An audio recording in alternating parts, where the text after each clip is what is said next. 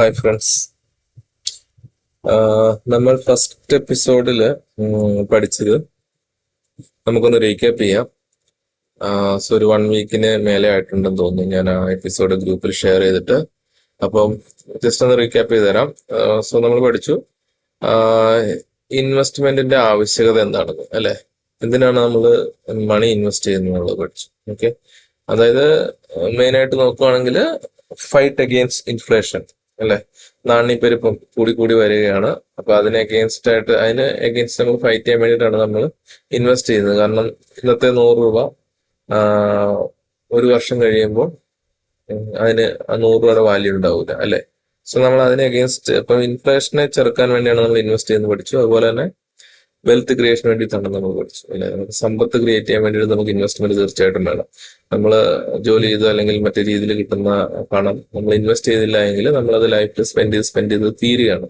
So wealth create ചെയ്യണമെങ്കിൽ നമ്മൾ invest ചെയ്ത് ആ കിട്ടുന്ന പണത്തിനെ പെരുപ്പിക്കണം. അതാണല്ലോ വെൽത്ത് ക്രിയേഷൻ ഉദ്ദേശിക്കുന്നത്. സോ അത് കഴിഞ്ഞ് നമ്മൾ പറഞ്ഞു ഡിഫറെന്റ് ടൈപ്സ് ഓഫ് ഇൻവെസ്റ്റ്മെന്റ് പറഞ്ഞു. അപ്പം ലീഡിംഗ് ആയിട്ടുള്ള ഇൻവെസ്റ്റ്മെന്റ് എന്ന് പറയുന്നത് ഒന്ന് ഫിക്സഡ് ഡിപ്പോസിറ്റ് ആണ് ബാങ്കിൽ ഉള്ളത്. ഓക്കെ, പിന്നെ അതേപോലെ തന്നെ ഇക്വിറ്റി ഇൻവെസ്റ്റ്മെന്റ്, അതായത് കമ്പനികളുടെ ഷെയർസിലുള്ള ഇൻവെസ്റ്റ്മെന്റ്. പിന്നെ നമ്മൾ പറഞ്ഞു റിയൽ എസ്റ്റേറ്റ്, ഓക്കെ, അതൊരു ഇൻവെസ്റ്റ്മെന്റ് ആണെന്ന് പറഞ്ഞു. അതുപോലെ തന്നെ നമ്മൾ പറഞ്ഞത് പ്രഷ്യസ് മെറ്റൽ ലൈക്ക് ഗോൾഡ് അങ്ങനെയുള്ള മെറ്റൽസിൽ നമ്മൾ ഇൻവെസ്റ്റ് ചെയ്യുന്നെന്ന് പറഞ്ഞു, അല്ലേ? പിന്നെ നമ്മൾ പഠിച്ചു what is stock market. Stock market എന്ന് പറഞ്ഞാൽ വളരെ സിമ്പിൾ ലാംഗ്വേജിൽ പറയുകയാണെങ്കിൽ ഒരു ഫിനാൻഷ്യൽ അല്ലെങ്കിൽ ഒരു ഇലക്ട്രോണിക്സ് സൂപ്പർ മാർക്കറ്റ് എന്ന് വേണമെങ്കിൽ പറയാം. അവിടെ നമ്മൾ എന്താണ് വാങ്ങുകയും വിൽക്കുകയും ചെയ്യുന്നത്? ഷെയർസ് ആണ്, അല്ലെ? കമ്പനികളുടെ ഷെയർസ് അല്ലെങ്കിൽ ഓഹരികൾ, അല്ലെങ്കിൽ കമ്പനികളുടെ ഉടമസ്ഥാവകാശം അവർ ഓഹരികളായിട്ട് പബ്ലിക്കിന് കൊടുത്തിരിക്കുന്നതാണ് നമ്മൾ വാങ്ങുകയും വിൽക്കുകയും ചെയ്യുന്നത്. അതിനെ ചുറ്റിപ്പറ്റിയുള്ള പലതരത്തിലുള്ള ട്രേഡിങ് കാര്യങ്ങളുണ്ട്, അത് പിന്നീട് പറഞ്ഞു തരുന്നതായിരിക്കും. സോ നമ്മൾ പറഞ്ഞു പിന്നെ ഈ മാർക്കറ്റിൽ, അതായത് സ്റ്റോക്ക് മാർക്കറ്റിൽ ഏതൊക്കെ തരത്തിലുള്ള ആളുകളാണ് ഉള്ളത് എന്നുള്ളത്.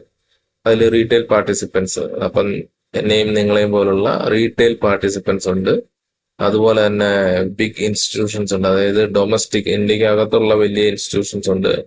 അതുപോലെ തന്നെ ഇന്ത്യക്ക് പുറത്തു നിന്നുള്ള ഫോറിൻ ഇൻസ്റ്റിറ്റ്യൂഷണൽ ഇൻവെസ്റ്റേഴ്സ് ഉണ്ട്. പിന്നെ ഉള്ളത് ബ്രോക്കറേജ് ഫേംസ്, അങ്ങനെ കുറച്ച് ആൾക്കാരൊക്കെ ഇതിൽ പാർട്ടിസിപ്പൻസ് ആയിട്ടുണ്ട്. ഓക്കെ, അതിനുശേഷം നമ്മൾ പറഞ്ഞു ഡിഫറെന്റ് ടൈപ്സ് ഓഫ് ഇന്റർമീഡിയറീസ്, അല്ലെ? ഈ ഷെയർസ് വാങ്ങുക അല്ലെങ്കിൽ വിൽക്കുക ചെയ്യുന്നതിന് വേണ്ടിയിട്ട് ആ ഒരു ഫങ്ഷൻ സ്മൂത്ത് ആയിട്ട് നടത്തുന്നതിന് നമ്മുടെ ഇന്ത്യൻ സ്റ്റോക്ക് എക്സ്ചേഞ്ചുകൾ അല്ലെങ്കിൽ സെബി, ഇവരെ കൺട്രോൾ ചെയ്യുന്ന സെബി എന്ന് പറയുന്ന ഏജൻസികൾ ഡിഫറെന്റ് ഇന്റർമീഡിയറ്റ്സിനെ നിയമിച്ചിട്ടുണ്ട്. അതായത് അവരില്ലെങ്കിൽ നമുക്കിത് ഇലക്ട്രോണിക്കലി ഇതിനെ ട്രേഡ് ചെയ്യാൻ നമുക്ക് സാധിക്കില്ല. ഓക്കെ, ഇപ്പൊ നമ്മളൊരു സ്ഥലം മേടിക്കാൻ പോകുമ്പോൾ ഒരു ബ്രോക്കർ ചിലപ്പോൾ ഉണ്ടാവും. മോസ്റ്റ് ഓഫ് ദ കേസസിൽ നമുക്കൊരു ഇടനിലക്കാരുണ്ടാവും. എന്ന് പറഞ്ഞ പോലെ തന്നെ നമ്മൾ ഈ ഷെയർസ് വാങ്ങാനും വിൽക്കാനും അല്ലെങ്കിൽ ഇന്റർഡേ ട്രേഡിംഗ് ഒക്കെ ചെയ്യുന്നതിനിടയിൽ ഒരു ബ്രോക്കർ ഉണ്ടാവും. ആ ബ്രോക്കറാണ് one of the major intermediary എന്ന് പറയുന്നത്. അത് അംഗീകൃത ബ്രോക്കറാണ്. അത് NSE അല്ലെങ്കിൽ BSE പോലുള്ള എക്സ്ചേഞ്ചുകൾ നിയമിച്ചിരിക്കുന്ന അംഗീകൃത ബ്രോക്കർമാരാണ് നമുക്ക് ഈ ട്രേഡ് ചെയ്യാനുള്ള ഫെസിലിറ്റി ചെയ്തു തരുന്നത്. അപ്പൊ അവരുടെ അടുത്ത് നമ്മളൊരു ട്രേഡിംഗ് അക്കൗണ്ട് ഓപ്പൺ ചെയ്യുകയാണ് ആദ്യം ചെയ്യേണ്ടത്. അതിലൂടെയാണ് നമുക്ക് ഷെയർസ് വാങ്ങാനും വിൽക്കാനും സാധിക്കുകയുള്ളൂ. അപ്പം ഇന്റർമീഡിയറീസിൽ നമുക്ക് ഒന്നാമതായിട്ട് പറയാൻ പറ്റുന്നത് ബ്രോക്കേഴ്സ് ആണ്. ഓക്കെ, അതിനുശേഷം മറ്റൊരു ഇന്റർമീഡിയറി എന്ന് പറയുന്നത് ഡെപ്പോസിറ്ററി പാർട്ടിസിപ്പൻസ് എന്ന് പറയും, അല്ലെങ്കിൽ DP. അവരുടെ ഉത്തരവാദിത്തം എന്താണെന്ന് വെച്ച് കഴിഞ്ഞാൽ നമ്മൾ വാങ്ങുന്ന ഷെയർസുകൾ നമുക്ക് പേപ്പറുകളോ സർട്ടിഫിക്കറ്റോ ആയിട്ട് കയ്യിൽ കിട്ടുന്നില്ല, അത് ഡിജിറ്റൽ ഫോർമാറ്റിൽ സൂക്ഷിക്കുകയാണ്. ഓക്കെ, അപ്പൊ അങ്ങനെ ഡിജിറ്റലൈസ് ചെയ്ത് സൂക്ഷിക്കുന്ന ആ ഒരു പ്രക്രിയക്ക് പറയുന്ന പേരാണ് ഡിമാറ്റ് അല്ലെങ്കിൽ ഡിമെറ്റീരിയലൈസേഷൻ എന്ന് പറയുന്നത്. അപ്പൊ ഡിമാറ്റ് എന്ന് പറയുന്ന ഒരു അക്കൗണ്ട് നമുക്ക് തരികയും അതിലാണ് ഇത് ഡിജിറ്റൽ ഫോർമാറ്റിൽ ഇതിനെ സ്റ്റോർ ചെയ്ത് വെക്കുകയും ചെയ്യുന്നത്, നമ്മളുടെ ഷെയർസുകൾ.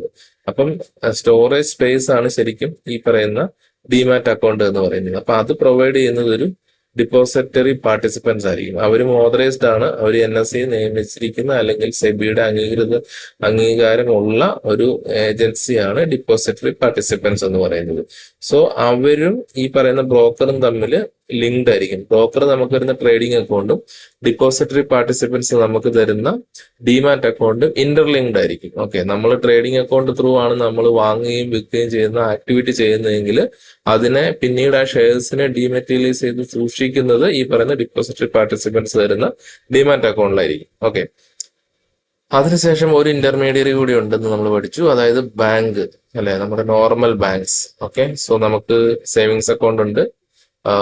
അപ്പം ഒന്നിൽ കൂടുതൽ സേവിങ്സ് അക്കൗണ്ട് നമുക്ക് ഉണ്ടാവാം.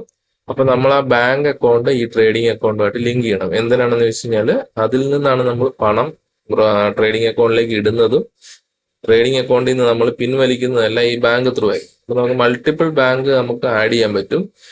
നമുക്ക് അതിൽ നിന്ന് പൈസ ട്രേഡിംഗ് അക്കൗണ്ടിലേക്ക് ട്രാൻസ്ഫർ ചെയ്ത് നമുക്ക് ട്രേഡ് ഷെയർസ് വാങ്ങാനും വിൽക്കാനും സാധിക്കും. പക്ഷെ നമുക്ക് തിരിച്ച് പണം എടുക്കുമ്പോൾ ഒരു ബാങ്ക് അക്കൗണ്ട് പ്രൈമറി അക്കൗണ്ട് ആയിട്ട് വെക്കേണ്ടി വരും. അതിലേക്ക് മാത്രമേ ബ്രോക്കർ നമുക്ക് ഫണ്ട് ഇട്ട് തരികയുള്ളൂ. ഓക്കെ, സോ നമുക്ക് ഫണ്ട് ട്രാൻസ്ഫർ ചെയ്യാനായിട്ട് മൾട്ടിപ്പിൾ അക്കൗണ്ട് യൂസ് ചെയ്യാൻ പറ്റും. അപ്പൊ അങ്ങനെ 3 ഇന്റർമീഡിയറീസ് ആണ് ഉള്ളത്: ബ്രോക്കർ, ഡിപ്പോസിറ്ററി പാർട്ടിസിപ്പൻസ്, അതുപോലെ തന്നെ ബാങ്ക്. ഈ 3 അക്കൗണ്ടും ലിങ്ക്ഡ് ആയിരിക്കും, ഇന്റർലിങ്ക്ഡ് ആയിരിക്കും. അതായത് ചുരുക്കി പറഞ്ഞാൽ ബ്രോക്കർ നമുക്ക് ട്രേഡിംഗ് അക്കൗണ്ട് തരുന്നു, ഡിപ്പോസിറ്ററി പാർട്ടിസിപ്പൻസ് നമുക്ക് ആ ഷെയർസ്, അങ്ങനെ ട്രേഡിംഗ് അക്കൗണ്ടിലൂടെ നമ്മൾ വാങ്ങുന്ന ഷെയർസിനെ ഡീമെറ്റീരിയലൈസ് ചെയ്ത് വെക്കാൻ വേണ്ടിയിട്ട് ഡിമാറ്റ് അക്കൗണ്ട് തരുന്നു. പ്ലസ് ഇതിന് രണ്ടിലും മോണിറ്ററി ട്രാൻസാക്ഷൻസ് അല്ലെങ്കിൽ പണമിടപാട് നടത്തുന്നതിന് ആവശ്യമായിട്ട് ബാങ്ക് എന്ത് ചെയ്യുന്നു, നമ്മുടെ അക്കൗണ്ട് അതുമായിട്ട് ലിങ്ക് ചെയ്യാനുള്ള ആക്ടിവിറ്റി ചെയ്യുന്നു. ഓക്കെ, ഇത്ര ഉള്ളു, സിമ്പിൾ ആണ്, വളരെ സിമ്പിൾ ആണ്. പിന്നെ ഈ പറഞ്ഞ ഇന്റർമീഡിയറീസിനെയും മാർക്കറ്റ് പാർട്ടിസിപ്പൻസിനെയും അതുപോലെ തന്നെ ഷെയർ മാർക്കറ്റിൽ നടക്കുന്ന എല്ലാ ആക്ടിവിറ്റീസിനെയും കൺട്രോൾ ചെയ്യാനും റെഗുലേഷൻസ് കീപ്പ് ചെയ്ത് പോളിസീസ് ബിൽഡ് ചെയ്ത് അത് ഫോളോ ചെയ്യിപ്പിച്ച് മുന്നോട്ട് കൊണ്ടുപോകുന്നതിനും സ്മൂത്ത് ഫങ്ഷനിങ്ങിനും ജനങ്ങളുടെ അല്ലെങ്കിൽ ഇതിൽ പാർട്ടിസിപ്പേറ്റ് ചെയ്യുന്ന ആൾക്കാരുടെ പണത്തിന് സേഫ്റ്റി ഉറപ്പുവരുത്തുന്നതിനും ഉള്ള ഒരു ഏജൻസിയാണ്, അല്ലെങ്കിൽ ഒരു എന്താ പറയുക, ഒരു ഏജൻസിയാണ് സെബി, അല്ലെങ്കിൽ securities exchange board of India അല്ലെ, സെബി. അപ്പൊ സെബി ആണ് ഇതെല്ലാം കൺട്രോൾ ചെയ്യുന്നത്. സെബി ഇതെല്ലാം കൺട്രോൾ ചെയ്യുന്നത് കൊണ്ട് തന്നെ മാർക്കറ്റിൽ ആർക്കും ആരെയും ചീറ്റ് ചെയ്യാനോ പണം അപഹരിക്കാനോ സാധിക്കില്ല. ഓക്കെ, സോ സെബിയുടെ ഫുൾ കൺട്രോളാണ് ഇന്ന് ഇന്ത്യൻ സ്റ്റോക്ക് മാർക്കറ്റ് ഫങ്ഷൻ ചെയ്യുന്നത്. അതുകൊണ്ട് തന്നെ ഏറ്റവും സേഫസ്റ്റ് മെത്തേഡാണ് സ്റ്റോക്ക് മാർക്കറ്റ് എന്ന് നമുക്ക് ഉറപ്പിച്ച് പറയാൻ സാധിക്കും. ഇതിൽ പണം നഷ്ടമാകുന്നത് എപ്പോഴും നമ്മൾ പഠിക്കാതെ പോയിട്ട് നമ്മൾ ട്രേഡ് എടുത്ത് ചെയ്ത് കഴിയുമ്പോഴാണ് നമ്മൾക്ക് പണം നഷ്ടപ്പെടുന്നത്. അപ്പൊ നമ്മൾക്ക് നഷ്ടപ്പെടുത്തുന്ന പണം ഒരിക്കലും NSE-യോ BSE-യോ അല്ലെങ്കിൽ സെബിയോ ബ്രോക്കറോ ബാങ്കോ ഡിപ്പോസിറ്ററി പാർട്ടിസിപ്പൻസോ ഒന്നും അല്ല കൊണ്ടുപോകുന്നത്. ഇപ്പൊ ഞാൻ ഒരു ബയ്യറും നിങ്ങളിൽ ഒരാൾ ഒരു സെല്ലറും ആണെങ്കിൽ എനിക്കൊരു നഷ്ടം ഉണ്ടാവുമ്പോൾ അതിന്റെ ലാഭം നിങ്ങളിൽ ഒരാൾക്കായിരിക്കും കിട്ടുക. ഓക്കെ, കാരണം ഞാൻ പഠിക്കാതെ ചെയ്ത് നഷ്ടം വരുത്തുമ്പോൾ അതിന്റെ ലാഭം മറ്റൊരാൾക്കായിരിക്കും കിട്ടുക. ഓക്കെ, അപ്പൊ ഒരിക്കലും ഇതിനകത്തൊരു തട്ടിപ്പ് നടക്കില്ല. അതിനെ ഫുള്ളി കൺട്രോൾ ചെയ്യുന്ന ഒരു സിസ്റ്റം നമുക്കുണ്ട്. ഓക്കെ, അടുത്ത് നമ്മൾ പഠിച്ചു ഡിപ്പോസിറ്ററി പാർട്ടിസിപ്പൻസ് എന്ന് പറഞ്ഞ ഇന്ത്യയിൽ 2 എണ്ണമാണ് ഉള്ളത്. ഒന്ന് NSDL-ലും CDS-ലും. അപ്പം നമ്മള്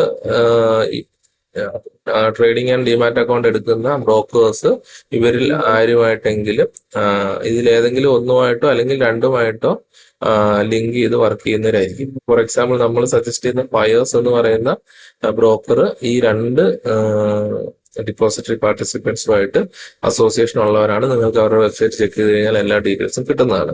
ഓക്കെ, ഇതാണ് നമ്മൾ ഇതുവരെ പഠിച്ചതിന്റെ ഒരു റീകാപ്പ്. ഓക്കെ, എല്ലാവർക്കും മനസ്സിലായി കാണുമെന്ന് വിശ്വസിക്കുന്നു. സോ നമ്മൾ അടുത്ത ഇതിലേക്ക് പോവുകയാണ്, സെക്കൻഡ് എപ്പിസോഡിലേക്ക് നമ്മൾ പോവുകയാണ്. സോ ഇന്ന് നമ്മൾ പഠിക്കാൻ പോകുന്നത് ഒറിജിൻ ഓഫ് എ ബിസിനസ്. അതായത് അപ്പൊ നിങ്ങൾ ചോദിക്കും, എന്തിനാണ് സ്റ്റോക്ക് മാർക്കറ്റ് പഠിക്കുന്നതിനിടയ്ക്ക് ബിസിനസ് സ്റ്റാർട്ട് ചെയ്യുന്നതിനെ കുറിച്ചോ അല്ലെങ്കിൽ ഒരു ബിസിനസിന്റെ ഉത്ഭവത്തെ കുറിച്ച് എന്തിനു പഠിക്കുന്നു എന്നൊരു ചോദ്യം ചോദിക്കാം. അതിന് കാരണമുണ്ട്. കാരണം നമ്മൾ പറഞ്ഞു ഷെയർ മാർക്കറ്റ് എന്ന് പറയുന്നത് അല്ലെങ്കിൽ സ്റ്റോക്ക് മാർക്കറ്റ് എന്ന് പറയുന്നത് ഒരു ഇലക്ട്രോണിക് സൂപ്പർ മാർക്കറ്റ് ആണെന്ന് പറഞ്ഞു. അവിടെ ഷെയർസ് വാങ്ങുകയും വിൽക്കുകയും ചെയ്യുകയാണെന്ന് നമ്മൾ പറഞ്ഞു അല്ലെ. അപ്പോൾ അങ്ങനെ ചെയ്യുമ്പോൾ ആ ഷെയർസ് എന്തിന്റെ ഷെയർസ് ആണ്? കമ്പനികളുടെ ഷെയർസ് ആണ് അല്ലെ. കമ്പനികൾ എന്ന് പറഞ്ഞാൽ എന്താണ്? ബിസിനസ് റൺ ചെയ്യുന്ന ഒരു എൻറ്റിറ്റി, അതാണല്ലോ ഒരു കമ്പനി എന്ന് പറയുന്നത്. അത് സർവീസ് ബിസിനസ് ആവാം, ട്രേഡിംഗ് ബിസിനസ് ആവാം, മാനുഫാക്ചറിങ് ബിസിനസ് ആവാം, അങ്ങനെ എന്തെങ്കിലും തരത്തിലുള്ള ബിസിനസ് ആവാം അല്ലെ. മണി ഓറിയന്റഡ് ആയിട്ടുള്ള ഒരു ബിസിനസ് ആവാം. ആ അത്തരത്തിലുള്ള ബിസിനസിന്റെ അല്ലെങ്കിൽ കമ്പനിയുടെ ഷെയർസ് ആണ് നമ്മൾ വാങ്ങുകയും വിൽക്കുകയും ചെയ്യുന്നത്. അപ്പോൾ ഈ കമ്പനി എങ്ങനെ ഉണ്ടാകുന്നു, അല്ലെങ്കിൽ ആ ഒരു കമ്പനി ഉണ്ടായതിനു ശേഷം അത് എപ്പോഴാണ് ഷെയർസ് പബ്ലിക്കിന് കൊടുക്കുന്നത്, അല്ലെങ്കിൽ എപ്പോഴാണ് അത് ആ ഷെയർസുകൾ പബ്ലിക്കിന് വാങ്ങാൻ വേണ്ടി സ്റ്റോക്ക് എക്സ്ചേഞ്ചിൽ വരുന്നത്, അല്ലെങ്കിൽ ഫിനാൻഷ്യൽ മാർക്കറ്റിലേക്ക് വരുന്നത് എന്നതിനെ കുറിച്ച് നമ്മൾക്ക് വ്യക്തമായിട്ട് മനസ്സിലാക്കണമെങ്കിൽ ആ കമ്പനിയുടെ ഒറിജിൻ തൊട്ട് ഉള്ള കാര്യങ്ങൾ നമ്മൾ പഠിക്കണം. വളരെ ഇൻട്രസ്റ്റിംഗ് ആണ്, നിങ്ങൾ ശ്രദ്ധിച്ച് കേൾക്കുക. ഓക്കെ, വീഡിയോ ലെങ്ത് കൂടിയാലും കുറഞ്ഞാലും നിങ്ങൾ ഫുള്ള് കണ്ട് മനസ്സിലാക്കണം. കാരണം ഞാൻ പറയുന്ന ഓരോ കാര്യങ്ങളും ഇമ്പോർട്ടൻ്റ് ആണ്. വളരെ ആക്യുറേറ്റ് ആയിട്ടുള്ള പോയിന്റ് മാത്രമാണ് ഞാൻ എടുത്തിട്ട് നോട്ട് ഉണ്ടാക്കിയിട്ട് നിങ്ങളെ പഠിപ്പിക്കുന്നത്.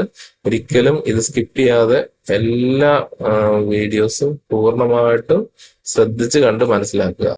അപ്പോൾ ഒരു ബിസിനസ് ഇപ്പം എൻ്റെ അടുത്ത് ഞാനൊരു എന്റർപ്രണർ ആകാൻ അല്ലെങ്കിൽ ആണ് എന്ന് വെക്കുക. എൻ്റെ അടുത്തൊരു ബിസിനസ് ഐഡിയ ഉണ്ടെന്ന് വെക്കുക. അപ്പൊ എനിക്ക് ഫണ്ട് ഇല്ല. ഓക്കെ, എനിക്ക് ഐഡിയാസ് മാത്രമേ ഉള്ളൂ. അപ്പൊ ഞാനൊരു ഐഡിയ, ഫോർ എക്സാമ്പിൾ നമ്മൾക്ക് ഇവിടെ ഒരു എക്സാമ്പിൾ എടുക്കാം. സോ ഒരു പാഷനേറ്റ് എന്റർപ്രണർ ഉണ്ട്. ഓക്കെ, നിങ്ങളിൽ ഒരാളാണെന്ന് സങ്കല്പിക്കുക. നിങ്ങൾക്കൊരു ബിസിനസ് ഐഡിയ ഉണ്ട്. എന്താണ്?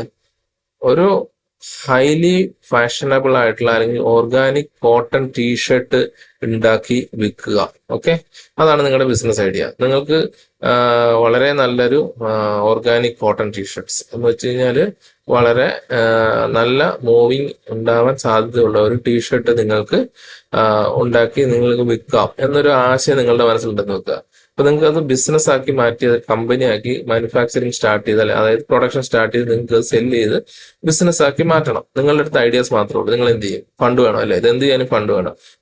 റോ മെറ്റീരിയൽ മേടിക്കാനും ഫാക്ടറി സെറ്റപ്പ് ഉണ്ടാക്കാനും അതുപോലെ തന്നെ മാർക്കറ്റിങ്ങിലേക്ക് സ്റ്റാഫിനെ നിയമിക്കാനും ഓഫീസിനും അതിനും ഇതിനും എല്ലാം പണം വേണം അല്ലെ? പണമില്ലാതെ ഒരു ബിസിനസ് സ്റ്റാർട്ട് ചെയ്യാൻ പറ്റില്ല, നിങ്ങൾക്കറിയാം. ഒരു ചെറിയ പെട്ടിക്കട തുടങ്ങണേൽ നമുക്ക് പണം വേണം, പ്ലാനിങ് വേണം. അപ്പൊ നമ്മൾ ഇവിടെ നമ്മുടെ ഒരു ബിസിനസ് ഐഡിയ ഉണ്ട്, പക്ഷെ ഫണ്ടില്ല. സോ കുറച്ച് ഫണ്ട് നമ്മുടെ ഉണ്ടെന്ന് വെക്കുക. എന്നാലും നമ്മൾ ഉദ്ദേശിക്കുന്ന ഒരു ഫണ്ട് കയ്യിലില്ലാത്ത പക്ഷം നമ്മൾ എന്ത് ചെയ്യും? നമ്മൾ ആദ്യം ചെയ്യുക എന്തായിരിക്കും? നമ്മളുടെ നെറ്റ്വർക്കിൽ, അതായത് ക്ലോസ് നെറ്റ്വർക്കിൽ നമ്മൾ ഇത് അവതരിപ്പിക്കും അല്ലെ? നോർമലി നടക്കുന്ന ഒരു കാര്യമാണ്. ഫാമിലീസിലോ ഫ്രണ്ട്സിന്റെ അടുത്തൊക്കെ നമ്മൾ ഇത് അവതരിപ്പിച്ചത് പറയും, എനിക്ക് ഇങ്ങനെ ഒരു ബിസിനസ് ഐഡിയാസ് ഉണ്ട്, നിങ്ങൾക്ക് താല്പര്യമുണ്ട്, അതിനെ കുറച്ച് ഫണ്ട് ചെയ്യാൻ പറ്റുമെന്ന് ചോദിക്കും. ഓക്കെ, അങ്ങനെ വില്ലിങ് ആകുന്ന ഒരു ഫ്രണ്ടോ ഒന്നിൽ കൂടുതൽ ഫ്രണ്ട്സോ ഫാമിലി മെമ്പേഴ്സോ ആരെങ്കിലും ഉണ്ടാവും. അപ്പൊ ഞാനിങ്ങനെ അത് എന്റെ ഫാമിലി ഫ്രണ്ട്സിന്റെ അടുത്തോ അല്ലെങ്കിൽ ഫാമിലീസിലെ ഫ്രണ്ട്സിന്റെ അടുത്ത് പറയുമ്പോൾ അവർ പറയുന്നു ഓക്കെ നമുക്ക് ചെയ്യാം. അങ്ങനെ നമ്മൾ തുടങ്ങുന്ന അങ്ങനെ അവരും കൂടെ ഒരു ഫണ്ട് തരുന്നു. ആ ഫണ്ടും എൻ്റെ കയ്യിലുള്ള ഫണ്ടും കൊണ്ട് നമ്മൾ ഈ ബിസിനസ് സ്റ്റാർട്ട് ചെയ്യുന്നു. അപ്പൊ ഈ ഫണ്ടിന് നമ്മൾ പറയുന്നത് ദ സീഡ് ഫണ്ട് എന്നാണ് അല്ലെ? ഈ ഫണ്ട് നമ്മൾ എന്ത് ചെയ്യും? എന്റെ സേവിങ്സ് അക്കൗണ്ടിലോ എന്റെ ബാങ്ക്, അതായത് എനിക്ക് ബാങ്കിലുള്ള സേവിങ്സ് അക്കൗണ്ടിലല്ല ഞാനിത് ഡെപ്പോസിറ്റ് ചെയ്തു. അപ്പൊ നമ്മൾ ഈ ബിസിനസ് സ്റ്റാർട്ട് ചെയ്യുമ്പോൾ ബിസിനസ്സിന് വേണ്ടിയിട്ട് ഒരു കറണ്ട് അക്കൗണ്ട് ഉണ്ടാവും അല്ലെ? കമ്പനിക്ക് ഒരു ബാങ്ക് അക്കൗണ്ട് ഉണ്ടാവും. കമ്പനികൾ എടുക്കുന്ന ബാങ്ക് അക്കൗണ്ടിന് നമ്മൾ പറയുന്ന പേരാണ് കറണ്ട് അക്കൗണ്ട് എന്ന് പറയുന്നത് അല്ലെ? ആ കറണ്ട് അക്കൗണ്ടിലായിരിക്കും ഈ പൈസ നമ്മൾ ആദ്യം ഡിപ്പോസിറ്റ് ചെയ്ത് വെക്കുക. എന്നിട്ട് അതിൽ നിന്നായിരിക്കും ഇത് സ്പെൻഡ് ചെയ്തിട്ട് നമ്മൾ റോ മെറ്റീരിയൽ വാങ്ങുന്നതും ഫാക്ടറി സെറ്റപ്പ് ചെയ്യുന്നതും മെഷീനറീസ് ഇമ്പോർട്ട് ചെയ്യുന്നതും അല്ലെങ്കിൽ സ്റ്റാഫിന് എടുത്ത് അവർക്കുള്ള വേജസ് സാലറീസ് കൊടുക്കുന്നതും ഓഫീസ് എടുക്കുന്നത് അതിന്റെ റെന്റ്, അങ്ങനെ സകലമാന ബിസിനസ്സുമായിട്ട് ബന്ധപ്പെട്ട് വരുന്ന എല്ലാ കാര്യങ്ങളും നമ്മൾ ഈ കറണ്ട് അക്കൗണ്ടിൽ ഇങ്ങനെ കിട്ടുന്ന പൈസ ഇൻവെസ്റ്റ് ചെയ്തിട്ട് അതിൽ നിന്ന് എടുത്തിട്ടാണ് നമ്മൾ സ്പെൻഡ് ചെയ്യുന്നത്. ഓക്കെ, സോ അങ്ങനെ ഫസ്റ്റ് കിട്ടുന്ന ആ ഫണ്ടിന്റെ പേരാണ് ഇത് സീഡ് ഫണ്ട് അല്ലെ? ഇത് ഫ്രണ്ട്സിന്റെയോ റിലേറ്റീവ്സിന്റെ അടുത്ത് മാത്രമല്ല, പ്രൊഫഷണൽ ഇൻവെസ്റ്റേഴ്സിന്റെ അടുത്തൊന്നും വേണമെങ്കിൽ വരാം. ഓക്കെ, സോ ഇങ്ങനെ ആദ്യം വരുന്ന ഇൻവെസ്റ്റേഴ്സിന് നമ്മൾ പറയുന്ന പേരാണ് ഏഞ്ചൽ ഇൻവെസ്റ്റേഴ്സ് അല്ലെ? ഈ പറയുന്ന ഫാമിലിയോ അല്ലെങ്കിൽ ഫ്രണ്ട്സോ അങ്ങനെ ആദ്യം ഫസ്റ്റ് ബിസിനസ്സിലേക്ക് വരുന്ന ആ ഒരു ഇൻവെസ്റ്റേഴ്സിനെ നമ്മൾ പറയുന്ന പേരാണ് ഏഞ്ചൽ ഇൻവെസ്റ്റേഴ്സ്. ഓക്കെ, അങ്ങനെ ഏഞ്ചൽ ഇൻവെസ്റ്റേഴ്സും പ്രൊമോട്ടറും, അതായത് പ്രൊമോട്ടർ എന്ന് പറയുന്ന ആരാണ്? ഈ ബിസിനസ് ആശയം കണ്ടെത്തിയ ഞാൻ അല്ലെ? അല്ലെങ്കിൽ നിങ്ങളിൽ ഒരാൾ, ആരാണ് പ്രൊമോട്ടർ? അപ്പൊ ഏഞ്ചൽ ഇൻവെസ്റ്റേഴ്സ് പ്ലസ് പ്രൊമോട്ടർ, അത് ഏഞ്ചൽ ഇൻവെസ്റ്റേഴ്സ് ആ ഫ്രണ്ടോ ഫാമിലി മെമ്പറോ ആരും ആകാം, അതിലേക്ക് ഇൻവെസ്റ്റ്മെന്റ് ഇട്ട ആള്, ആ ആളും ഈ പ്രൊമോട്ടറും അവർക്ക് രണ്ടുപേർക്കും ഷെയർ സർട്ടിഫിക്കറ്റ് കിട്ടും. അവരുടെ ഇൻവെസ്റ്റ്മെന്റിന് പകരം എന്ത് കൊടുക്കും? ഷെയർ സർട്ടിഫിക്കറ്റ് കൊടുക്കും. ഓക്കെ, ഈ ഷെയർ സർട്ടിഫിക്കറ്റ് അല്ലെങ്കിൽ ഈ ഓഹരിയാണ് ആ ബിസിനസ്സിൽ അവർക്കുള്ള ഓണർഷിപ്പിനെ റെപ്രസെന്റ് ചെയ്യുന്നത്. ഓക്കെ, അതൊരു പ്രൂഫാണ്. ഷെയർ സർട്ടിഫിക്കറ്റ് കിട്ടുമ്പോൾ അവർക്ക് ആ ബിസിനസ്സിൽ ഓണർഷിപ്പ് ഉണ്ടെന്നുള്ളതിനൊരു പ്രൂഫ് ആകുന്നു. ഓക്കെ, സോ അതിനുശേഷം ഇപ്പൊ ഈ കമ്പനിയിൽ നിലവിൽ എന്തായിരിക്കും അസറ്റ് ഉണ്ടാവുക? ഈ കമ്പനിയിൽ ഇപ്പോഴത്തെ അസറ്റ് എന്ന് പറഞ്ഞാൽ അവരെ ഇൻവെസ്റ്റ് ചെയ്ത ആ പണം മാത്രമാണ് ഇപ്പോഴത്തെ അസറ്റ്. പ്ലസ് ഈ ബിസിനസ് ഐഡിയ എന്ന് പറയുന്നത് ഒരു അസറ്റ് തന്നെയാണ് അല്ലെ?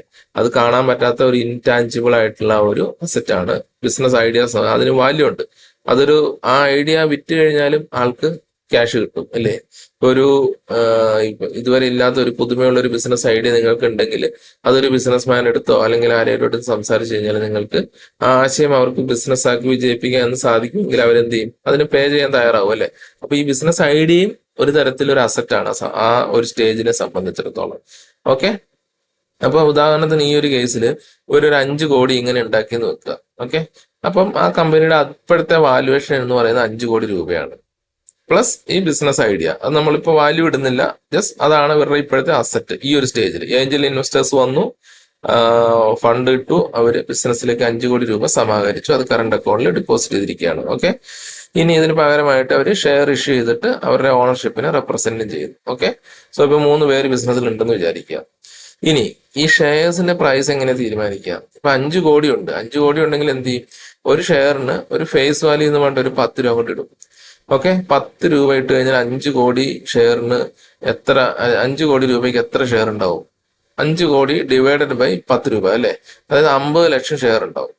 ഈ 50 ലക്ഷം ഷെയർ ഇവർ 3 പേരുടെ കയ്യിലും ഉണ്ടാവും. എന്തടിസ്ഥാനത്തിലാണ്?